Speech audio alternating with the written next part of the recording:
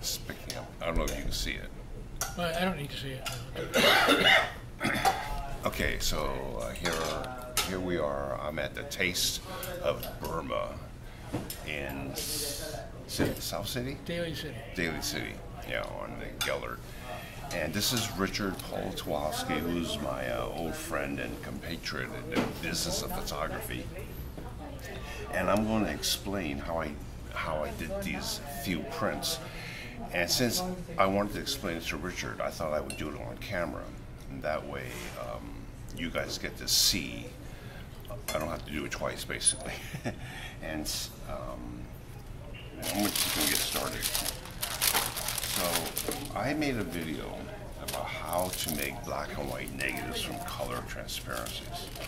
And basically that's what this is. This first example, which I'll zoom in on, is a Kodachrome transparency that I shot back in 1978, something like that. So if you can see this. This camera does pretty well up close. So this is a street scene of a Kodachrome transparency, which I stripped into a sheet of 4x5. I do that so that I can punch it. And after I punch it, I make a mask. Now, this is a single generation mask. And it goes on top of these pins. And then this mask goes on the same pins. And now I've lowered the contrast to the point where the image is now basically very flat in nature. And what I did is I made a black and white neg from this. And generally speaking, maybe in my video I even mentioned making a highlight mask. But in this instance, I did not make a highlight mask. So this is a first generation single exposure mask.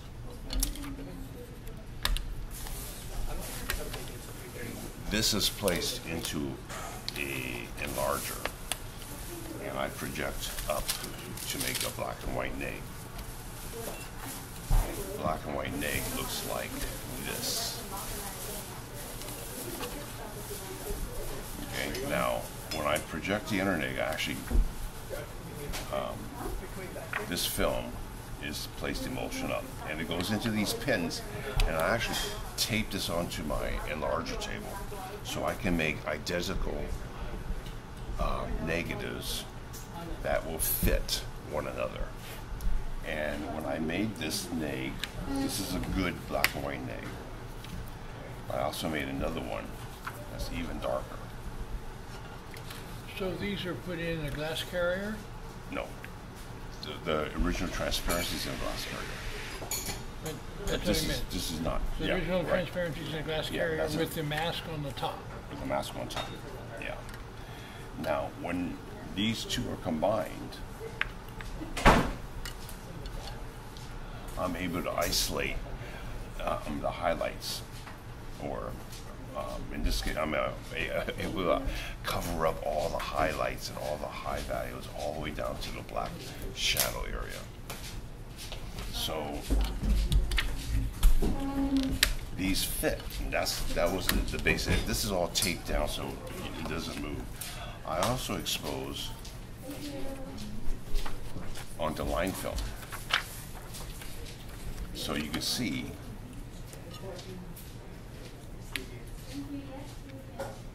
this is, I'm able to make these from contacting this, right? So these fit now. So this is done, and this is what I use when and you can see there's some opaquing here. If there's anything that I deem that I want to cover up, I just opaque it with a black pen. We used to have opaque, but I don't know if you can find opaque anymore. But that way I can isolate just the highlights, just the white areas. So this allows me to address just the highlights, and that's why I didn't need a highlight mask. This is going to produce my highlight mask for the negative. How do you get the line film to have some continuous tone quality? Oh, it's processed in Dectol. It's processed in Dectol, yeah. That's why Richard's here. Not line film developer, which probably doesn't exist anymore either. Yeah. Now, when I made these two and I combine them, it allows just the black areas come out, and that's what made this. So I make this from... You meant the light areas to come out black. The white areas come out. Yeah, right. Okay, you said the black areas, but... I want the black areas to come out black. This is the black areas that come out black. And I bleach these. And because I can't get enough density in one sheet, I make 3 of them. So when I make 3 of them and they fit, this is the black areas. And now you can see her face is light, whereas the black areas are black. And that's what I want in my main mask. I want to dodge her face because I want the detail to come out in her face. And that's what this does. So this goes on top of the good negative when I make my main mask. So now her face is going to be exposed. The white areas get less exposure, but mainly the black areas get no exposures. So the mask now comes out clear in the black areas, somewhat clear in the light high values, and the shadow detail is improved. And that makes my main mask, which is here.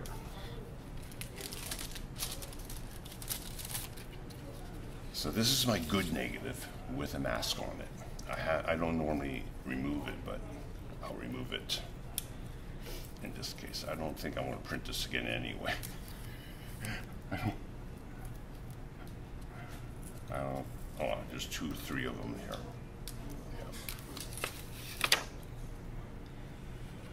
Yeah. So this is my good negative. And these are my masks. And you can hardly see it, but in the white areas, there's a little bit of density there where I made a separate exposure from this to increase density in those areas where I deemed I wanted pure white.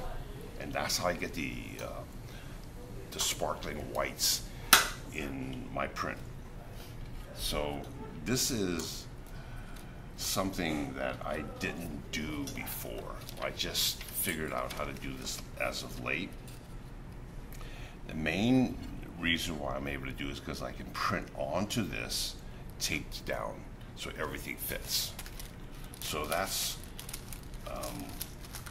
something I didn't mention in my video on how to make black and white negs from color transparencies, which I am now sharing with you, and hopefully it makes sense.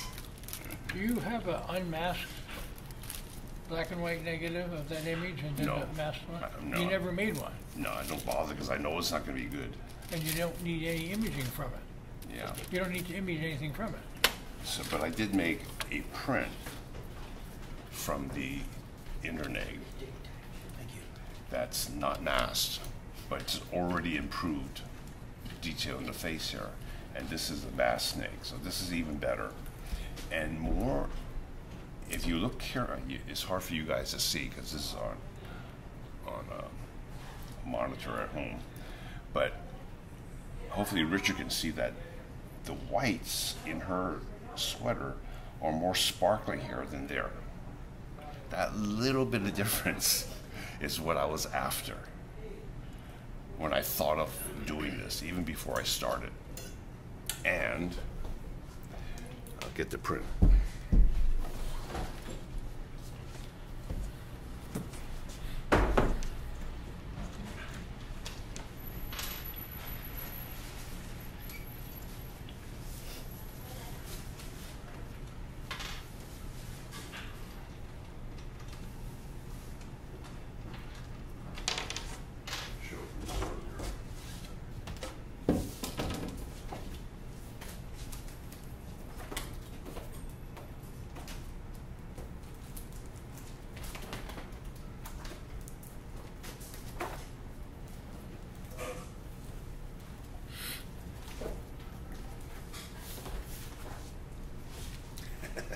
He's so big.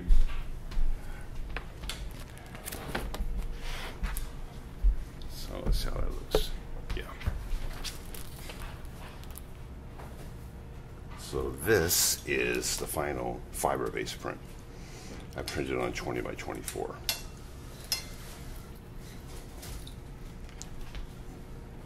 And that's the culmination of all that work. So the base of this is the same. The negative, the black and white negative was made with just one mask, single stage on the transparency. Right. And the base of this is the same too, but you added I added the one- highlight. I added the shadow detail mask and the highlight mask. so there were More than one mask on this negative. how many total? Just two. There's two. Sometimes there's three, but that's, yeah. Okay. I've made as many as three, maybe four. Sometimes I'm not sure. Okay, so this next one is different. This one is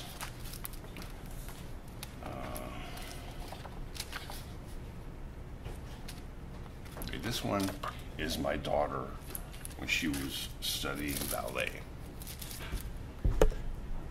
And the original in this one, where is it?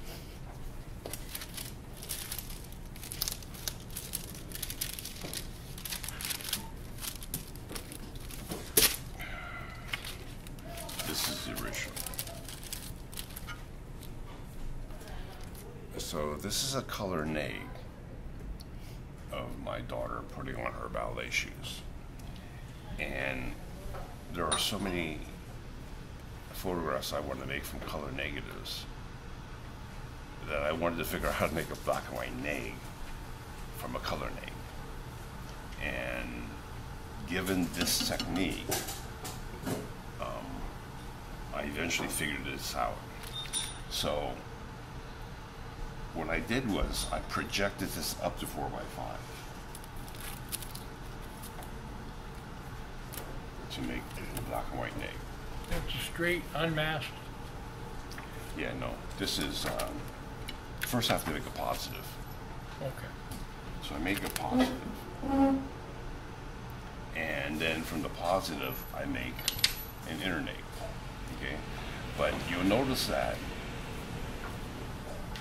I don't have, I have to backtrack.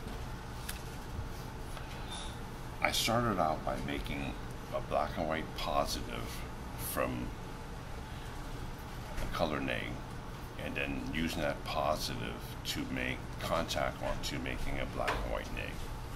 And I did that for a number of images, but I wasn't happy. I couldn't get the local contrast I wanted.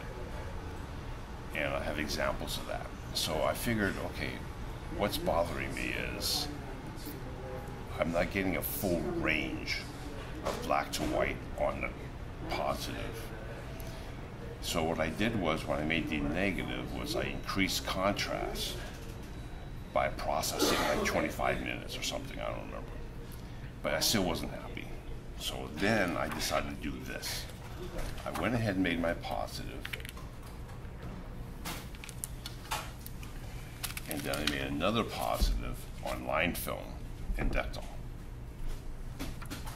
combine it, and I got the look I wanted on a positive. Now, of course, the whites aren't white, but I don't care about that because this is not a final. This is to make the negative. So now I'm making positives like this. And So I couldn't get this. Camera film. This is lith film. This is camera film. This is regular camera film. This is Super Double X. So you could do it on. Yeah, I can do it on anything. Okay. This is line film. Developed in Decto. And I don't think I even bleached this, but I could bleach it too. But now I got look at the separation in the high values. That's what I was missing. The hair, of course, is you got more detail separation here, but this is pretty much black. But I know that I'm going to mask it, so I can bring that out, okay? And I can bring this out. So that's what I use now to make my final negative, which kind of looks like this, okay? But again, I made 2 of them. This is actually my final egg. And when I combine it, I'm able to separate the black areas. Again, I make a black mask. And now in this case, because I'm projecting it, the black masks are this large, and this blocks the black area. That blocks the black area. When I combine it like this, the shadow detail comes out. The shoes remain underneath. The shoes remain black. There's black in the hair, but these light areas are going to be lightened by the mask. So now I'm getting shadow detail in the black areas, in the shadow areas. And now I don't have an extra mask, but this is what the final looked like. So now I have the negative with a mask, and then I make, from this, I make this. And now I'm getting really good local contrast here, better here, and I'm getting detail in the hair that's not here. So I was happy with this now. Does that make sense?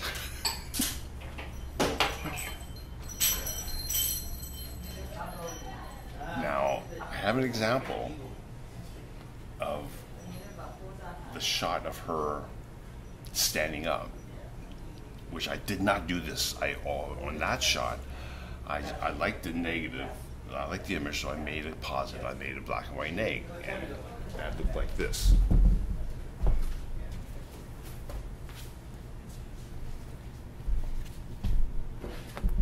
Okay. Now this one shows my daughter standing up, but the detail here and here, it just lacks something. I did this maybe 3 months ago, 3 months before this one, but this is the one that I am happy with. Let's see if I can get this. Yeah. And that's the difference. You can see it in a sweatshirt.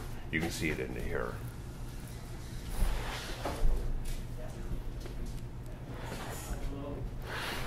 Maybe you can hold this up. And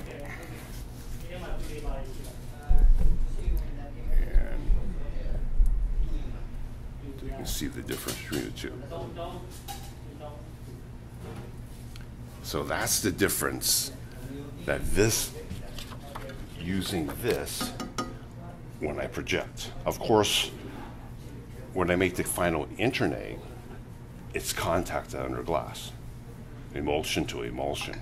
So I don't lose any sharpness. It's like a single generation from the original color neg.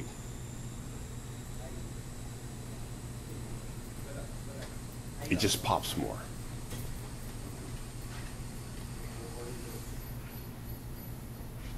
I mean, you see separation here, you know, but this is just better. And that's because I use 2 films I decided to use 2 films to make the positive instead of 1 film.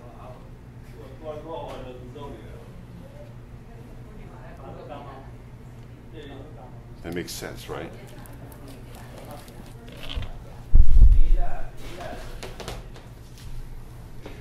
Okay. This.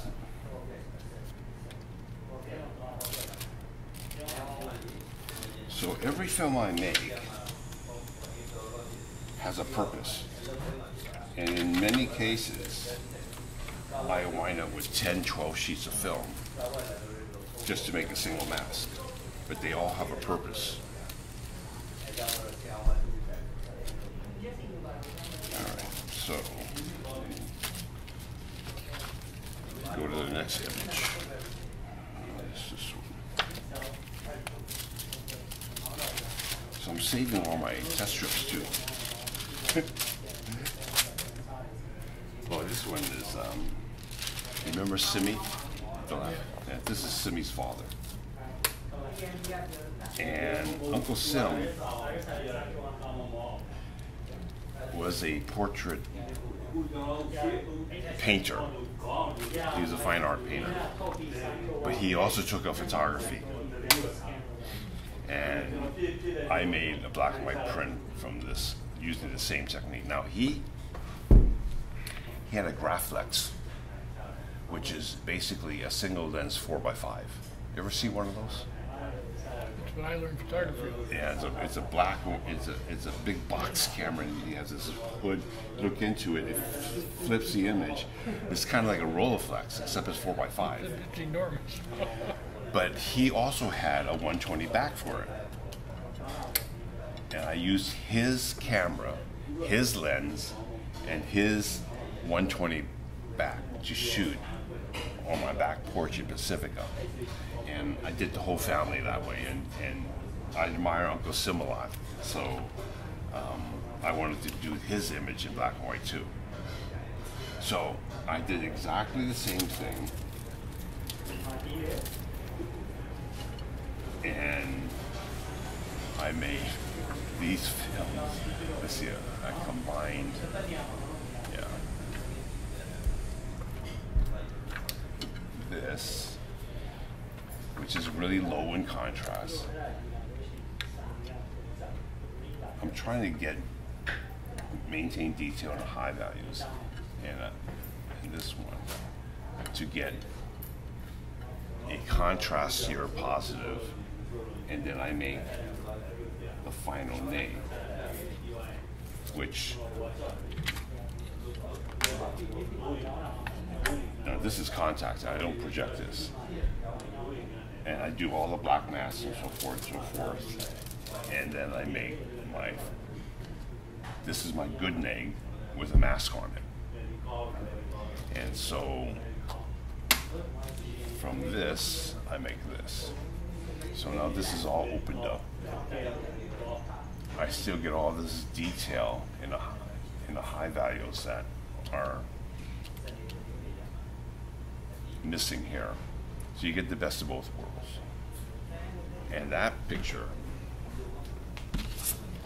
came out looking.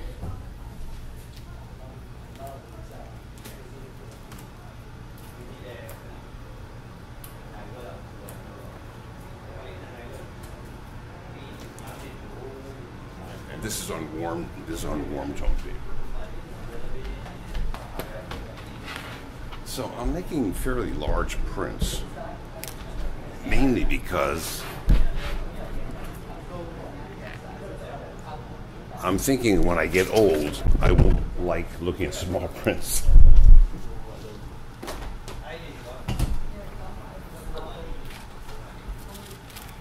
So you're seeing the original grain of that original 120 negative? Probably. And some additional grain from the Super Double X. The mask is virtually grain free because you didn't have Super Double X on that. You had Ilford film. No, this is Super Double X. But the other one wasn't. Yeah, this is a dark one. The light one was this one, the final. Which, you had one with, Yeah, this is that was, this is the one that is good. you but had I- one in there that was. But I made Ilford. a dark one. You had an Ilford one. Do I have an Ilford one? Well, no, this Yes, is that's Ilford. okay. Yeah. So this is the Ilford Ortho. That was the original Positive. positive. Positive. Was on Ilford. I used that to make the positive. I was trying different things. Oh, okay. And Well, I noticed that switch, but you could have done that on double X. it turns out that it doesn't matter what film you use. What matters is how it looks. And how it looks is not a good positive. You don't need to make a good looking positive. What you need to make is a positive that has a density range with detail that you can now create the correct density range on the final neg. So again, this is the final neg, and this has. Okay, yeah. So looking at the filter, looking at the exposure, this is the Ilford warm tone, 35 magenta is what I used. So that's That's a pretty good contrast. So this is probably a grade 1 3/4. It's not even grade 2. It's just, my ideal grade is 1.5. I shoot for a density range, exposable density range of 1.65. That gives me white to black. The details probably around 1.10. So I get good blacks and good whites, but the detail falls into the range that I can reproduce. And that's shown here. That's what this is about. So I have detail here to there. That density range is probably 1.1, 105. Remember 105? Well, 105 exclusive of black and exclusive of white. But in order to get black to white, I need 1.65. So I don't mask this. I mask this, and this is allowed out from exposure. But of course, that separation's got to be there in the negative. If it's not in the negative, you're not going to get it. And I have an example of that. This picture here.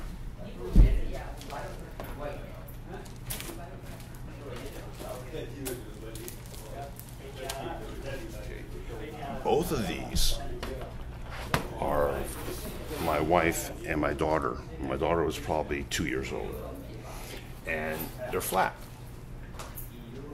Because I didn't do this technique on these. I just made a black and white neg. But you can see how flat it is. Can you see that?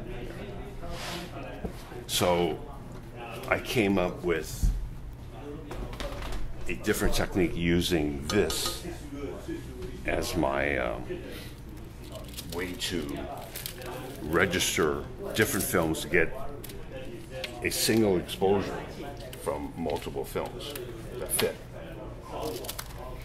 So yeah, I have examples of prints that I made before using this technique. So this is my last example here. This is my mother. Yeah. So this is my, now this is the same area, the back porch in Pacifico. But in this case, I used,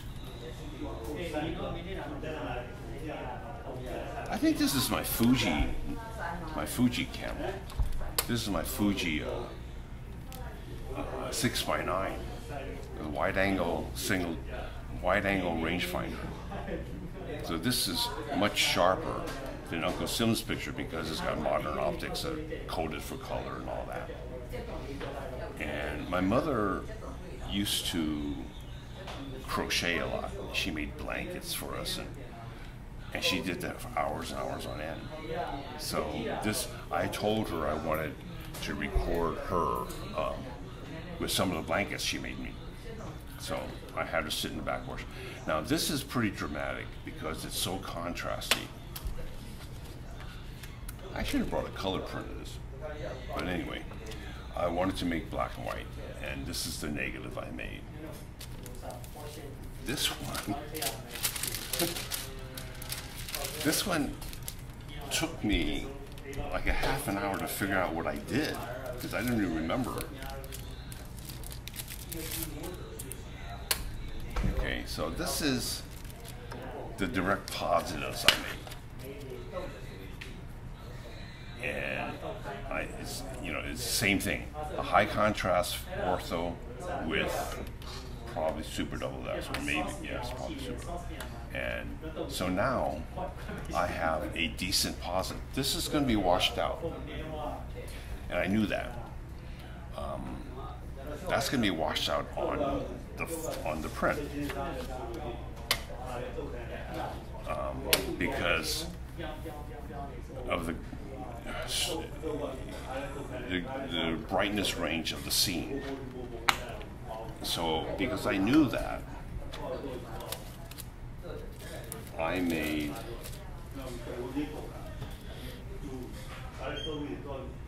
this knockout.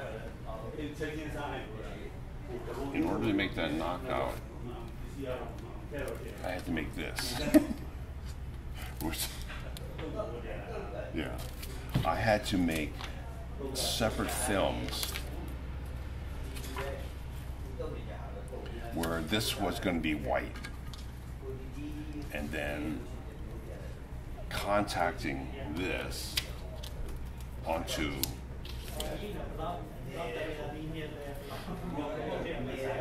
and this was projected. At the same time I made my final neg, I projected these. I made them darker than the final neg. And then you can see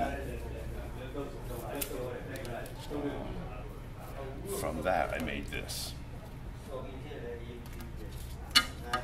No, I didn't. I had to have made something else. Yeah, I made this. And I opaqued it. So I blocked those areas out. And then I made this. I made knockouts. Okay? So when I place this down,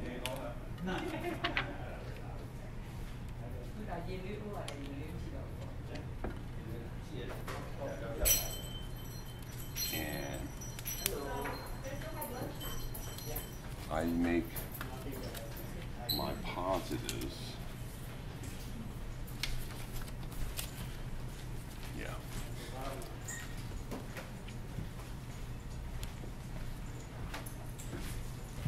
That whole area is blocked out when I make my final name.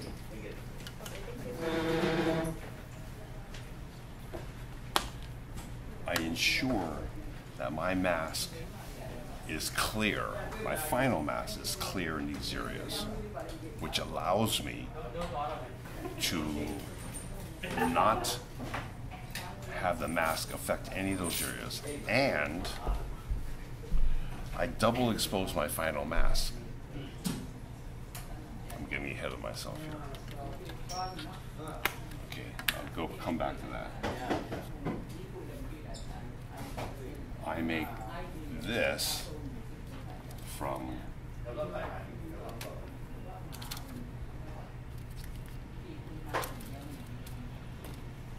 I do make black masks. Okay, I always make a black mask, and generally speaking, it's 3 sheets of film, which George in Romania knows now,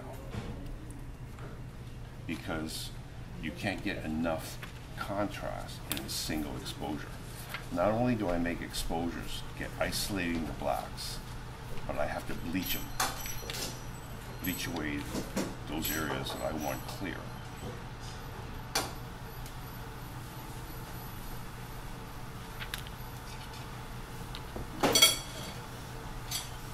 So,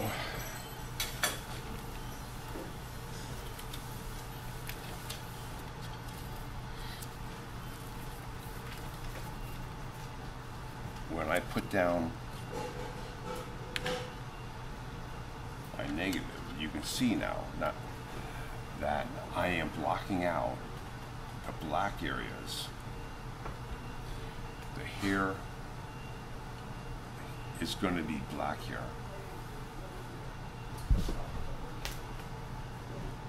Hair is going to be black hair. The hair is going to have detail here because the mask is going to dodge that area. Okay. But the other thing I do, I put this down.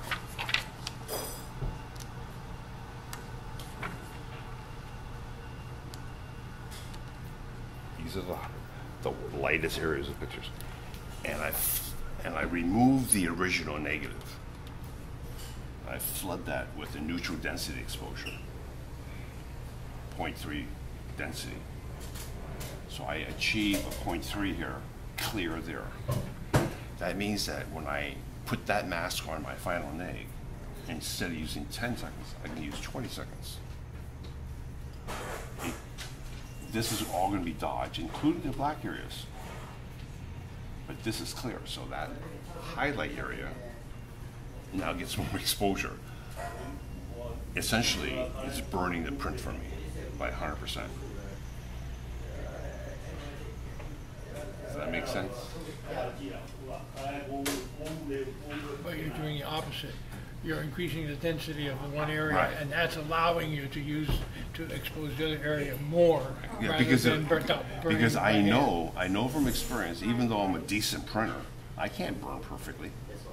I remember when I was going to photo shows. I was probably 15. My father took me to see Ansel Adams, Brett Weston, Edward Weston, Win Bullock. You know, these F-64 guys, right? And I could see the burning around the rocks and stuff. I thought, that didn't look good. I was only a kid, right? But I could see the burning, right? So, yeah, this shows... And this is an especially hard area to burn in. Oh, yeah. Because the edge is so defined, Yeah, and there's so much of it. Unfortunately, I didn't make a color print. I don't have a color print on it. But you can see how dense it is. I mean, any color printer would know that's going to require burning. Could you have enhanced this to make a better color print? Yeah. I could put the same mask on this. Of course, it wouldn't be projected. Yeah, I could actually, that's a good point. That's what I meant. I could actually take, here's the final neg. It's clear here. This mask is clear here. I don't really want to take it apart. So it's such a hassle to put these together cleanly, you know? But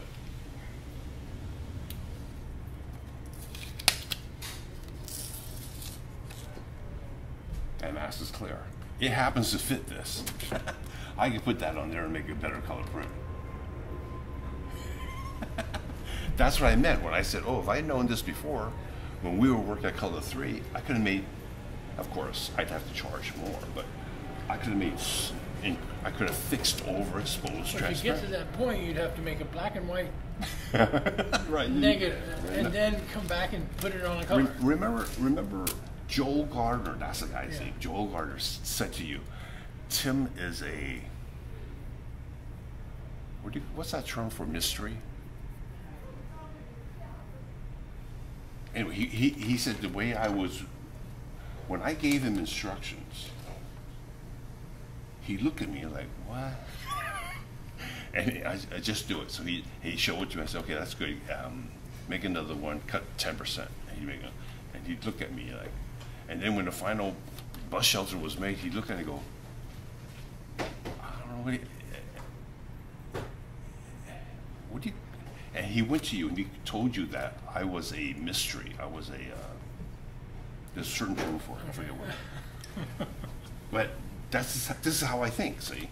So I'm thinking, but because no one really was interested in what I was doing, they just did what I told them. This includes camera people and, you know, people doing the retouching and ruby cutting and all that. I was just telling them, they just do it. No one ever stopped to say, how come this works? I would have explained it to them. But in all my years, I must have trained over 200 printers. no one. Well, my father wanted to learn, but it was kind of hard for him. Pat learned quite a bit, but Pat wasn't really interested in masking. But Pat understood what I was doing, my brother, but hardly anyone wanted to know. But you don't, you measured 0.3 for that on stage, but do you measure or you just do it by eye? No, I did it by eye. No, it was the one where you said it was about 0.3 dark. Yeah, That was I my- memorized. You didn't go to Yeah, a dense toner? I knew what 0.3 looked like above film And then base. it That's was all. 0.35 or 0.29 Do you remember me in color correction area? People would come to me, show me the film, and I say, okay, add temperature. You remember me doing that? That's what I was looking at. I was always looking at density range. I was always doing that. But you didn't, I mean, you didn't do this with the numbers, really. I mean, you probably were doing it by the numbers, but you weren't. By using then, them. okay, now here's a good point. By then, I had learned so much from reading Ansel Adams' books that it was like overnight, oh, that's how it works. You know, it's all about achieving a greater density range by processing longer. Overexposing, underdeveloping lowers the density range. That's a zone system, right? So it just all of a sudden made sense to me. But then when I tried the zone system, it wasn't that flexible. It didn't do this. Well, and partly because the films that he had access to were a lot more friendly to his techniques than the modern Yeah, films. he was doing this in the 30s, 1930s. And the films were more linear and Yeah, longer tonal range. He didn't have multi-contrast papers, and you know, it's kind of amazing what Ansel accomplished, you know. But that's because he had that balance between science and art. He was really good at that. So okay, so this picture, which just turns out to be my favorite picture of my mother. My mother is a hero of mine because she was so smart. She had so much common sense.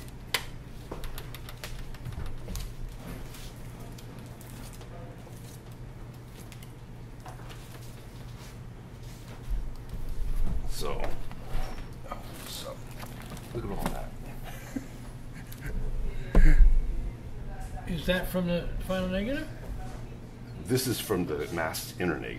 That's what I meant, your final stage. Yeah. This is my final, and the detail in her face. Yeah, and you can never burn. The black you can never hair. burn the side of her face Yeah. without ruining her face. And this is D-Max, right? Yeah. But it doesn't, you know, one thing good about D-Max, in 20 years, even if I put this in a living room and put it out, you'll still have good local contrast there. Look at my mother's expression. And was this print assisted with any dodging and burning? I probably burned this and this. A little bit. I always do that because the lens fall off. Right. Well, yeah, but that's not the same thing. You never had to attack any of this. No, I didn't have to and do you that. could never attack this. It would just be a mess. Yeah. So. Of course, you should have used fill light when you took the picture, and then you wouldn't need to do all this. Yeah, right. That's a good point. I mean, there were, and I've said this in my videos, that whenever I went to a photo show, if there were 10 prints, if there were 100 prints, less than 10% really sang. And I remember thinking, that's okay. Well, this one really looks good. And I'd go up to it and I'd look at it for a long time. Only some of them were like that. And that's because the lighting was perfect. It wasn't any, it was, of course you have to have a good, if you don't have the right light, you don't get a picture like that. And I very seldom have that kind of light because I'm not a photographer. I don't go out and spend 2 weeks looking for 1 or 2 pictures. I was a printer. So I honed my craft, making the best print I could from other people's films, which taught me this. And that's totally different than someone like John Sexton who goes out and shoots these incredible pictures because his eye and his technique, and he himself admits that most of the stuff he works on are failures.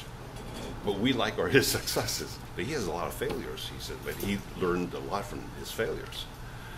And that's because the light isn't perfect. But the light is right, man.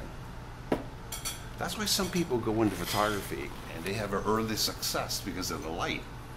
And they think they have a talent. But it was luck. You know, I was shooting a group shot of a bunch of we had gone skiing. So I said, oh, I got the family, I posed them, and I set up.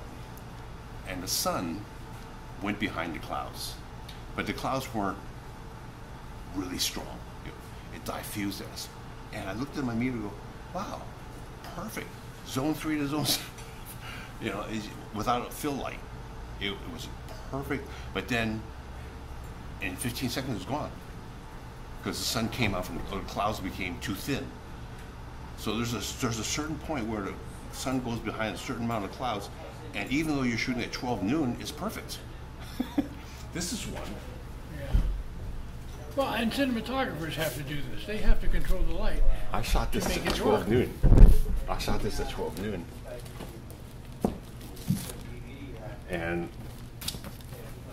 I said, wow, this is gorgeous, but this is gonna be all black, you know? So I thought, wow, if I do this, and I do this, and this. I'm driving, I was on the Embarcadero, and within 3 blocks, I could shoot that. I came back the very next day, 12 noon, no clouds in the sky. And I shot this with my 4x5, and I masked it exactly that, and it came out perfect. Look at all that detail. Hey, look at all the detail here. This is when they tell you don't shoot. Right? Right, yes, yes. There's a story about Ansel giving a class with Brett Weston. He's talking, and after he talks, he measures his, according to the meter, this is not a good time to shoot. So after all that talk, they didn't do any photography. And Brett Weston, hours earlier, had shot his picture when the light was right. Well, with this technique, you can pretty much shoot anytime you want. It's a lot of work, though, to convert it. Oh, yeah. Well, that's what we do. It has to be worth it. It has to be worth it. Well, isn't that what we do? Yeah. You're still doing it. You're still working. But yeah. Okay, so that's... All right, yeah, I recorded. So that's it. So hopefully it made sense to you guys. It made sense to you, right? Mm-hmm. Yeah, see, I knew it would make sense to Richard. Okay, so that's it for this video, and see you next time.